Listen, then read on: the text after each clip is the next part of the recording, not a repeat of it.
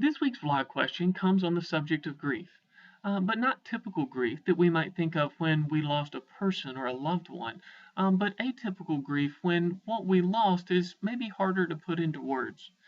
The reader says, I experienced abuse as a child, and I'm realizing how much I didn't get to be a kid.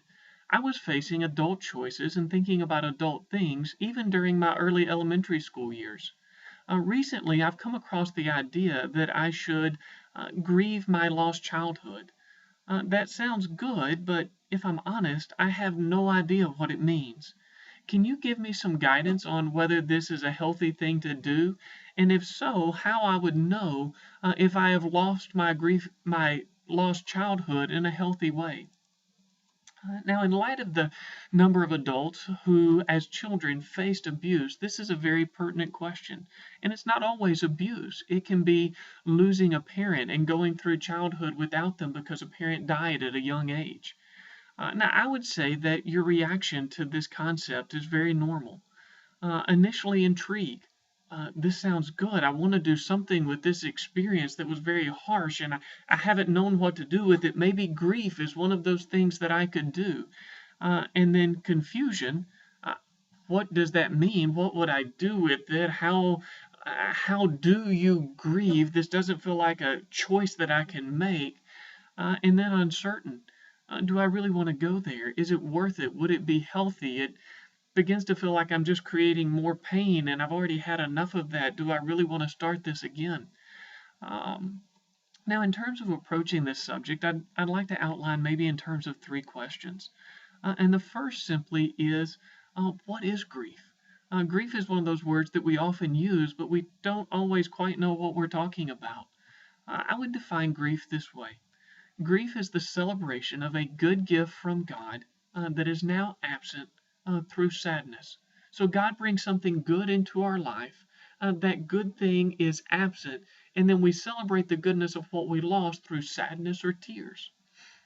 The question that could easily come after that is what was good about the abuse that I experienced that I would want to celebrate? And the simple, clear answer is that nothing was good about abuse. It's not abuse that is being celebrated, it's the innocence of childhood. Oftentimes, when we face abuse, we begin to view innocence as something that's bad or dangerous. It's what allowed us to be hurt, and so we view it as something that's off limits, something that we should face with suspicion. Now, if you say, what kinds of things are you talking about in terms of this innocence of childhood that I would be grieving? It'd be things like exploration. Just the fact that kids like to look around and ask questions and they want to try things out by trial and error. That a kid doesn't mind trying something that is beyond their current ability. That's how they grow, that's how they learn. There is this sense of playfulness as a child that you're just willing to laugh and engage with life. And then if you get hurt, it is very easy and common for a child to come and to seek comfort from somebody else. And those are the activities that we have to be able to see as good. Even as adults, those things are going to have to be seen as good if we're going to be healthy, functioning people. Now, the pain of abuse often causes us to view those things as bad. We view them as dangerous. Whenever I explore, that's when I get hurt. Asking questions, if I don't absolutely have to know the answer, is extravagant and it just puts me in a position to be hurt. Those things come across as weak.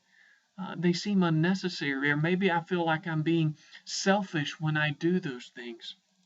And part of what we're after in grieving the loss of our childhood is to say, no, those things aren't bad.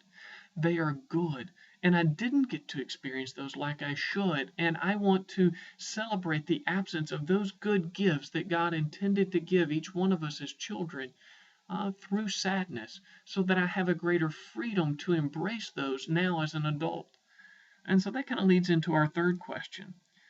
How would my life be different as an adult if I appropriately grieved the loss of my childhood? Now, in this area, the answer is going to vary significantly from person to person, but I'll give some of the types of answers that would exist, so that as you think through your own experience, you could identify, I think this is what it would be like for me. One thing might be greater freedom in conversation. That as curiosity isn't something that's dangerous or off limits, something that's offensive that's going to get you yelled at or hit, that curiosity becomes something that when I'm with another person and a question pops to my mind, I feel free to ask it. Or I just have enough freedom in my sense of curiosity that I allow myself to come up with questions that I might ask. Another expression might be greater playfulness in flirting or romance with your spouse. Again, that's where playfulness becomes off limits, and so much of what makes a romantic relationship good is playfulness. But if as a child we learn that that was bad, then it becomes difficult to enjoy current romantic relationships as much as we would like. Or it could be more willingness to try new things or go for a promotion.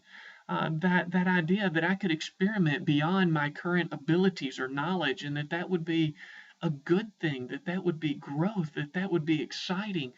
That when I grieve the lost childhood where those things were told that they were off limits, that they were bad, then there might be more willingness on my part to engage with that.